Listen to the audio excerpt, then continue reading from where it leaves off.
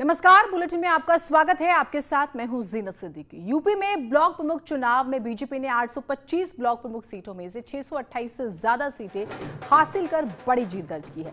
BJP प्रत्याशी 349 सीटों पर निर्विरोध जीते। पार्टी की बम्पर जीत पर प्रधानमंत्री नरेंद्र मोदी ने बधाई देते हुए इसे योगी सरकार की नीतियों की जीत बताया। नतीजों को देखते हुए समाजवादी पार्टी कि अगर हम बात करें तो वो 99 पर सिमटती है, यानी प्रदेश के हर छोटे बड़े जिलों में बीजेपी ने अपना परचम लहराया है। 75 जिला अध्यक्षों में से 67 जिलों में कब्जा जमाने वाली बीजेपी ब्लॉक प्रमुखों की भारी जीत को 2022 का ट्रेलर मान रही है।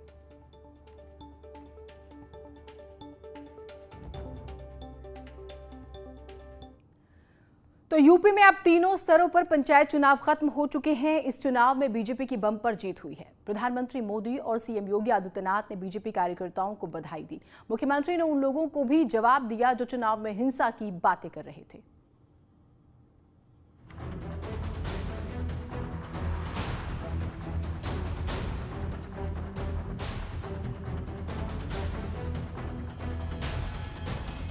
उत्तर प्रदेश में पंचायत के तीनों स्तरों का चुनाव अब संपन्न हो गया है।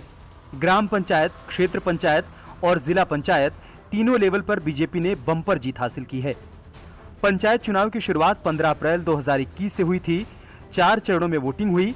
उसके बाद जिला पंचायत अध्यक्ष का चुनाव हुआ और अब ब्लॉक प्रमुख चुनाव के साथ लगभग 2.5 महीने बाद यूपी का पंचायत चुनाव खत्म हो गया। ब्लॉक प्रमुख चुनाव में बीजेपी ने लगभग क्लीन स्वीप कर दिया।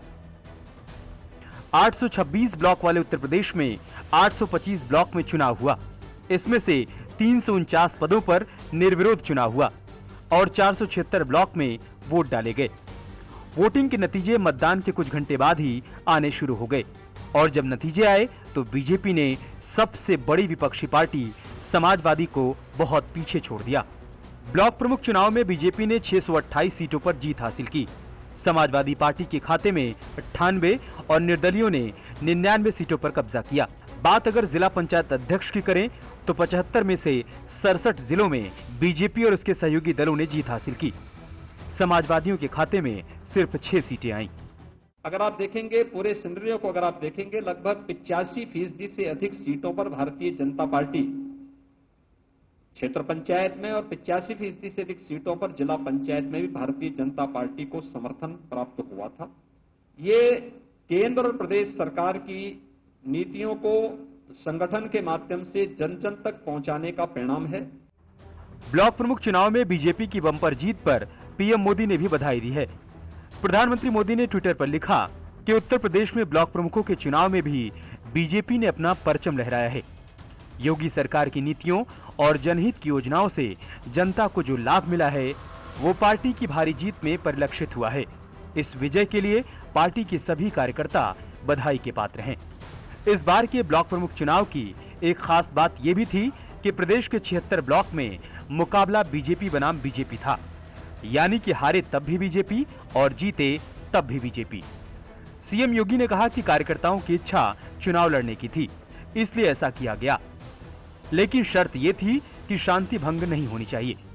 76 सीटें ऐसी थी जहां पर 2 प्रत्याशी भारतीय जनता पार्टी के ही थे, यानी दोनों कार्यकर्ता भारतीय जनता पार्टी के ही लड़ रहे थे। तो वहां पे हम लोगों ने उसको फ्रेंडली, उसको पार्टी की तरफ से उन दोनों को स्वतंत्रता दी थी कि वे शांतिपूर्ण तरीके से यहां पर चुनाव लड़ेंगे, लेकिन किसी भी प्रकार का कोई भी वहां पर हम लोग पार्टी नहीं बनेंगे, वे शांतिपूर्ण तरीके से इस चुनाव को वहां पर लड़ेंगे। पंचायत चुनाव में हुई हिंसा, अराजकता और विपक्ष के आरोपों पर मुख्यमंत्री ने कहा कि प्रदेश में ऐसा माहौल है कि कोई भी शख्स चुनाव लड़ सकता है, लेकिन जिसे जनता ही नकार दे तो फिर वो चुनाव कैसे लड़ेगा। मुझे लगता है जिस राज्य में लोकतंत्र को जाति, मत और मजहब के दायरे में बांट करके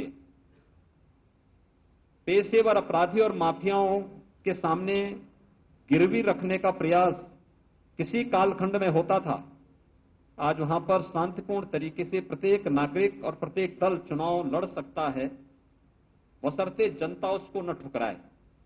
उत्तर प्रदेश में पंचायत चुनाव के नतीजों से बीजेपी का जोश हाई है और विपक्ष का पारा भी हाई है। बीजेपी इस प्रदर्शन को 2022 में दोहराना चाहती है, लेकिन विपक्ष का दावा है कि चुनाव जब जनता के बीच होगा तो कौन कितने पानी में है पता चल जाएगा। इटावा में हिस्ट्री शीटर विमल भदौरिया पर केस दर्ज किया गया है। विमल भदौरिया बीजेपी नेता हैं, उसके साथ करीब 100 उपद्रवियों पर भी केस दर्ज हुआ है। बीजेपी नेता विमल भदौरिया समेत करीब 100 लोगों के खिलाफ हत्या की कोशिश, बलवा, सरकारी काम में बाधा समेत कई धाराओं में केस दर्ज हुआ है। बड़पुरा थाने में केस दर्ज कराया गया है। बड़पुरा ब्लॉक में बीडीसी चुनाव के दौरान हुए पथराव फायरिंग में बड़पुरा थाना प्रभारी जितेंद्र कुमार शर्मा ने यह केस दर्ज कराया।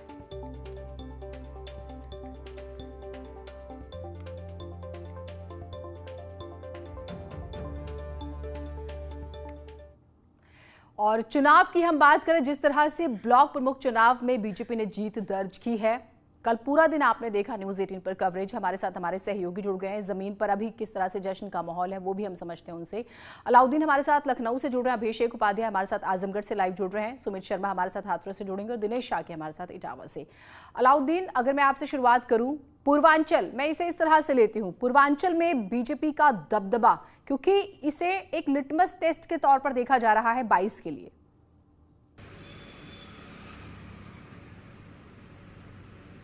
जी हाँ, बिल्कुल। जिस तरह के हालात बने हैं तीनों चुनाव में, ख़ासतौर से जो 2.5 महीने की एक्सरसाइज थी वो ख़त्म हो गई है। तो ऐसे में भारतीय जनता पार्टी ने जो संगठन और तमाम सरकार के बीच में जो समन्वय की बात कही थी वो ज़मीन पर दिखाई भी दी है। और ख़ास तौर से पूर्वांचल से लेकर के आप मध्य उत्तर प्रदेश में भी देखेंगे तो मैक्सिमम सीटों पर भारतीय जनता पार्टी को ही जीत मिली है। और ख़ास तौर से 2022 का चुनाव अब क्योंकि बहुत नज़दीक है और क्योंकि 6 महीने का वक्त ही बचा है, तो ऐसे में तमाम जो उनके कार्यकर्ता हैं उनके मोराल को बूस्ट करने का तरीका भी था। हालांकि जो क्षेत्र पंचायत के चुनाव थे उसमें बाद के दिनों में भारतीय जनता पार्टी में इस तरह की छूट भी थी। जो प्रतिबंध एक लगा था कि जो तमाम नेता हैं उनके रिश्तेदार जो इलेक्शन नहीं लड़ सकते हैं, लेकिन जो कार्यकर्ताओं का एक प्रेशर था उसके बाद भारतीय जनता पार्टी ने उन तमाम लोगों को इस बात की छूट दी कि जो कार्यकर्ता या सांसद, विधायक, मंत्री, उनके रिश्तेदारों को भी टिकट देने का जो प्रोसेस एक चालू हुआ था उसके बाद कार्यकर्ताओं के मोराल में एक बूस्टिंग का काम इसने किया। तो ऐसे में रिजल्ट और ज़्यादा बेहतर भारतीय जनता पार्टी के पक्ष में आए। और बिला शक शुबा क्योंकि अब चुनाव बहुत बेहद नज़दीक है उत्तर प्रदेश में 2022 का, तो ऐसे में वो तमाम कार्यकर्ता जिन्होंने ज़मीन पर काम किया है उनके लिए काम करना आसान होगा और जनता के बीच में ये कहने में ज़्यादा आसानी होगी कि जो चुनाव हुए हैं क्योंकि वो उनके पक्ष में रहे, तो ऐसे में 2022 का चुनाव भी उनके लिए बेहतर होगा। हालांकि इन तमाम कायदों के बीच में लगातार विपक्ष भी आरोप प्रत्यारोप करता भी रहा, लगातार आयोग में शिकायतें भी हुई। तीनों चुनाव के बीच में कई जगहों पर डीएम एसपी को हटाने की मांग भी होती रही, लेकिन जो रिजल्ट कल फाइनली ब्लॉक प्रमुखों का आया उसके बाद ये माना जा सकता है कि जिस तरह के हालात बने उसमें अगर 18 से 20% को छोड़ दिया जाए तो बाकी जगहों पर भारतीय जनता पार्टी को ही विजय मिली है। बिल्कुल, और वो जो है नजर भी आया। आजमगढ़ से हमारे साथ हमारे सहयोगी जुड़े हुए हैं, उनसे भी बात करेंगे। सुमित हमारे साथ हाथरस से हैं। सुमित, पश्चिमी यूपी में भी बीजेपी का दबदबा नजर आया। ये माना जा रहा था एक नाराजगी है, लेकिन इन नतीजों में ऐसा कुछ भी नहीं नजर आया। देखिए, जिस तरह से देखा गया था कि जिला पंचायत के जो चुनाव हुए थे उसमें पूरी तरह से भाजपा ने पूरी तरह से जीत हासिल की थी। उसी के बाद ब्लॉक प्रमुख के जब चुनाव का ये मामला आया, पूरी पश्चिमी उत्तर प्रदेश में लगातार भाजपा बढ़त बनाए हुए थी। ब्लॉक प्रमुख के अगर चुनाव की बात करते हैं तो जनपद हाथरस में भी लगभग 3 ब्लॉक प्रमुख भाजपा ने जीते हैं और 2 उसमें निर्दलीय हैं। अगर बात करते हैं, क्योंकि हाथरस और सिकंदराऊ में जो गढ़ है वो समाजवादी पार्टी का गढ़ माना जाता था सिकंदराऊ में, और जो सादाबाद कहते हैं कि वो आरएलडी का गढ़ माना जाता है, उसके बाद भी भाजपा ने यहां से बड़ी जीत हासिल की है। पश्चिमी उत्तर प्रदेश में भाजपा ने एक बड़ी जीत हासिल की है। भाजपा लगातार जो है, जो लोग हैं भाजपा की वैक्सीनेशन और इन सब कार्यक्रम को लेकर भाजपा के प्रति उनको वोट देते जा रहे हैं। जीनत, बिल्कुल, और वो नजर भी आया और आपने देखा कि प्रधानमंत्री ने भी तारीफ की और कहा कि प्रदेश सरकार की नीतियों का नतीजा है। मुख्यमंत्री कहते हैं कि केंद्र सरकार की जो जन कल्याणकारी नीति है वो नजर आती है। दिनेश शाक्य हमारे साथ हैं इटावा से। दिनेश, हम क्योंकि बात कर रहे हैं पूर्वांचल का, हमने जिक्र किया, वेस्टर्न यूपी का जिक्र किया, अब इटावा से आप क्योंकि अवध की हम बात करें, यहाँ पर भी एक तरफ से हम देख रहे हैं कि बीजेपी के प्रत्याशी जीतते हैं, तो और वो भी स्पेशली जो गढ़ माने जाते हैं कुछ एक जगह समाजवादी पार्टी या बीएसपी के, वहां पर भी ये अपने आप में हमें कहें कि बहुत बड़ी बात हो जाती है। बिल्कुल, जिस तरीके से इटावा के पड़ोस में औरैया है, कन्नौज है, फरकाबाद है, मैनपुरी है, एटा है, फिरोजाबाद है, भारतीय जनता पार्टी ने यहाँ पर व्यापक तौर पर बढ़त बनाई है। भारतीय जनता पार्टी के तमाम ब्लॉक प्रमुख उम्मीदवार जीते जो पिछले चुनाव में कहीं पर भी नहीं थे। समाजवादी पार्टी का प्रभाव था, लेकिन जो इटावा जो जिला है जहाँ पर समाजवाद का नारा दिया जाता है, समाजवाद का बड़ा गढ़ माना जाता है, यहाँ पर भारतीय जनता पार्टी को मात्र एक सीट पर ही संतोष करना पड़ा है, क्योंकि बड़परा ब्लॉक की एक सीट जो है वो बराबरी पे छूटी है। 37 वोट दोनों उम्मीदवारों को मिले थे, समाजवादी पार्टी के और भारतीय जनता पार्टी के। फिर लॉटरी सिस्टम के जरिए टाई हुआ और उसमें दोनों के पक्ष में एक लॉटरी डाली गई, उसमें भारतीय जनता पार्टी के उम्मीदवार को जीत मिली है। अब बात आती है भारतीय समाजवादी पार्टी को, तो समाजवादी पार्टी को इटावा में 4 ब्लॉकों पर जीत मिली है। वहीं शिवपाल सिंह यादव की पार्टी प्रगतिशील को 3 सीटों पर यहाँ पर जीत हासिल हुई है। तो इटावा की अगर बात की जाए तो भारतीय जनता पार्टी बहुत प्रभावी भूमिका में नहीं रह सकी है, लेकिन इटावा के आसपास का जो इलाका है वो भारतीय जनता पार्टी के लिए जरूर मुफीद बन पड़ा है, जिस तरीके की यहाँ पर नतीजे सामने निकल करके आए हैं। एक और चीज बताइएगा, इटावा से ये खबर आई थी एसपी सिटी पर हाथ उठाने की और सबने देखा वो वीडियो वायरल हुआ, उस मामले में भी कुछ हुआ है क्या? जल्द से बताइएगा।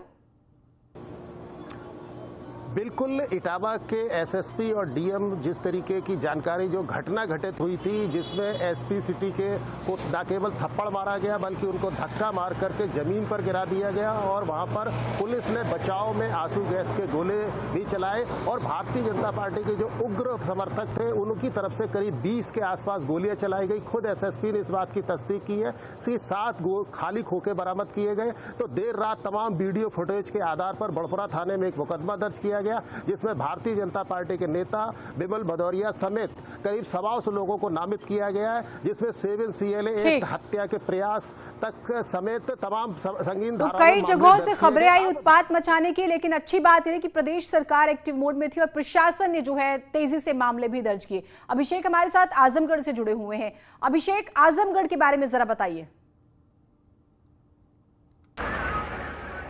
जीनत, यकीनन आजमगढ़ समाजवादी पार्टी का गढ़ है और खुद अखिलेश यादव यहां से सांसद है। बावजूद इसके समाजवादियों के गढ़ में एक बार फिर से बीजेपी सेंध मारने में कामयाब हुई। यहां कुल 22 ब्लॉक है, जहां 12 ब्लॉकों पर भारतीय जनता पार्टी ने कब्जा किया है, जबकि 5 सीटों पर महज समाजवादी गई, जबकि 5 पर निर्दलियों का कब्जा रहा। तो कुल मिलाकर आजमगढ़ सपा का गढ़ है। ऐसे में सपा काफी ओवर कॉन्फिडेंस में थी। जिला पंचायत अध्यक्ष की कुर्सी पर एक तरफा जीत हासिल की थी, लेकिन जब ब्लॉक प्रमुखी का चुनाव होता है तो एक तरफा जो है यहाँ बीजेपी फतह करती है। तो कुल मिलाजुला करके जिस तरीके से बीजेपी का परफॉर्मेंस रहा है, आने वाले जो 2022 का चुनाव है उसमें कहीं से इनके फेवर में समाजवादियों के नहीं जाता है। दूसरी चीज जो देखने को मिला है, इनके जो प्रत्याशी थे कई जगहों से मैदान छोड़कर भाग जाते हैं, नामांकन नहीं करते, नामांकन करते हैं तो अपने पक्ष में वोट नहीं मांगने जाते हैं। कई जगहों पे ऐसा देखा गया कि प्रत्याशी नहीं उतारा जाता है। कई कद्दावर नेता खुद प्रत्याशी खड़ा करते हैं और उसका समर्थन करते हैं, बाद में उनके साथ भीतर घात हो जाता है और उनको भी क्रॉस वोटिंग होती है, वोट नहीं मिलता है, चुनाव हार जाते हैं।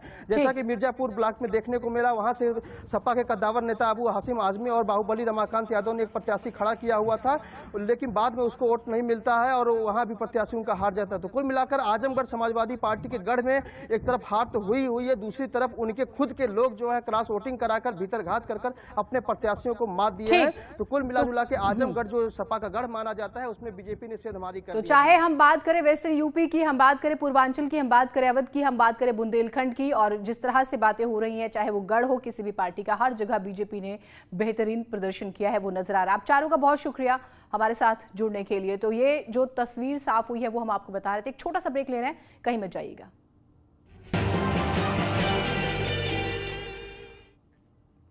ब्रेक के बाद स्वागत है आप सभी का। ओवैसी के सैयद सलार गाजी की दरगाह पर जाने पर सियासत जारी है। कैबिनेट मंत्री अनिल राजभर ने इसको लेकर ओम प्रकाश राजभर पर निशाना साधा। अनिल राजभर बहराइच में सुहेलदेव स्मारक स्थल पर पहुंचे, जहां उन्होंने ओवैसी और ओम प्रकाश राजभर के गठबंधन पर सवाल उठाए। महाराजा सुहेलदेव का इसे अपमान बताया।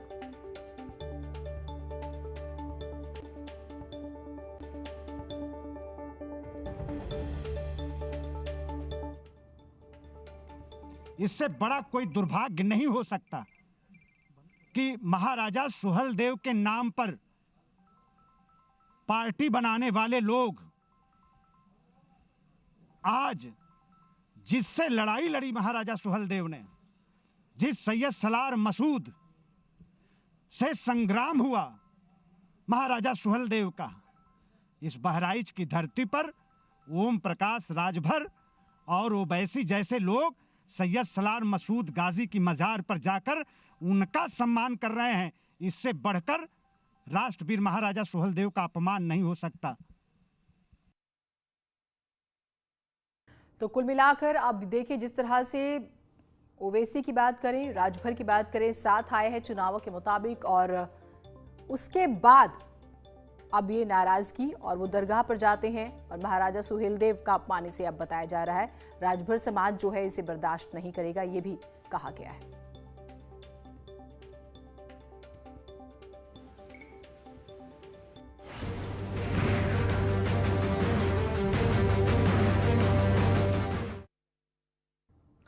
सैर सपाटे के चक्कर में लोग भूल गए हैं कि जानलेवा महामारी अभी खत्म नहीं हुई है। 3 तस्वीरें आपको दिखाते हैं, मसूरी, शिमला और दिल्ली की, जहां घूमने का शौक रखने वाले कोरोना के नियमों की धज्जियां उड़ा रहे हैं। सवाल है कि ऐसे घूमने से क्या फायदा जो कोरोना को दावत दे रहा हो। इन तस्वीरों को देख के तो यही लगता है कि लोग पहली और दूसरी लहर को भूल चुके हैं। क्या यही वो लोग हैं जो तीसरी लहर को दावत दे रहे हैं?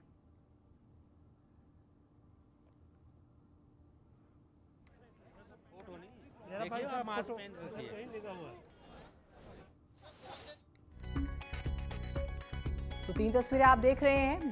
भीड़ बढ़ी हुई है मसूरी में, लगातार चर्चा में है पहाड़ी राज्य, खासतौर से लोगों की भीड़ की वजह से। महामारी, और बार बार कहा जा रहा है, जो डेल्टा प्लस वेरिएंट है वो खतरनाक है, वो तेजी से फैलेगा और अभी उस पर रिसर्च चल ही रही है। लेकिन आपको जो नहीं करना है वो मास्क के साथ लापरवाही और भीड़ का हिस्सा नहीं बनना। लेकिन फिर भी कुछ लोग जो हैं इतने ज़्यादा सेल्फिश आप इन्हें कह सकते हैं, क्योंकि ये अपने थोड़े से फन के लिए बाकी लोगों की ज़िंदगी भी खतरे में डाल रहे हैं। सरोजी नगर की बात कर, देखिए लाजपत मार्केट को बंद किया गया भीड़ की वजह से। सरोजी नगर की तस्वीरें आप देख रहे हैं। करोलबाग मार्केट की बात करें, वहाँ पर भी यही स्थिति नजर आती है। आप जनपद मार्केट की बात करें, वहाँ पर कम से कम भीड़ की कोशिश होती है। तो कुल मिलाकर लोगों की लापरवाही, जो थोड़ी बहुत आज़ादी दी गई थी उसे भी अब बंद करवाएगी, क्योंकि जो तस्वीरें आ रही हैं वो यही कह रही हैं कि शायद प्रशासन को और सख्त कदम उठाने पड़ सकते हैं।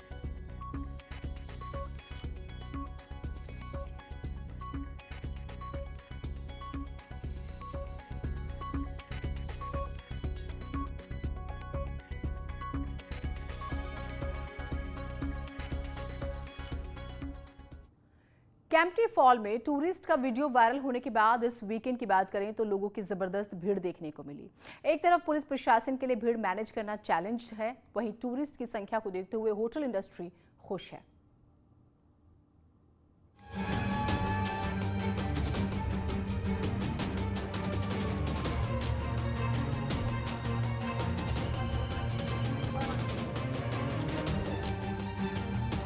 जरा केम्प्टी फॉल की इन तस्वीरों को देखिए, जहां वीकेंड पर मस्ती करने के लिए पर्यटकों का हुजूम उमड़ पड़ा। बीते दिनों कुछ ऐसी ही तस्वीरें दिखाई दी थी, जिसके बाद प्रशासन की काफी किरकिरी हुई थी। अपनी फजीहत कराने के बाद प्रशासन अब चौकस नजर आ रहा है। सभी चेकपोस्ट पर RT-PCR की रिपोर्ट चेक की जा रही है, तो जिनके पास होटल बुकिंग का प्रूफ नहीं है उन्हें वापस भी भेजा जा रहा है। शनिवार को करीब 400 लोगों को बिना नेगेटिव रिपोर्ट के आने पर वापस भेज दिया गया। देखिए, चैलेंज तो है, जैसे कि हमारे जिलाधिकारी महोदय और SSP महोदय ने जो हम लोग को कह रखा है कि चेक पोस्ट स्थापित किया गया है केम्प्टी फॉल से पहले, वहाँ RT-PCR की जो रिपोर्ट देखी जा रही है उन्हीं लोगों को आगे आने दिया जा रहा है। उसके अलावा केम्प्टी फॉल का जो एंटर गेट है वहाँ से हम लोग 50-50 लोगों को नीचे भेज रहे हैं। तो लगातार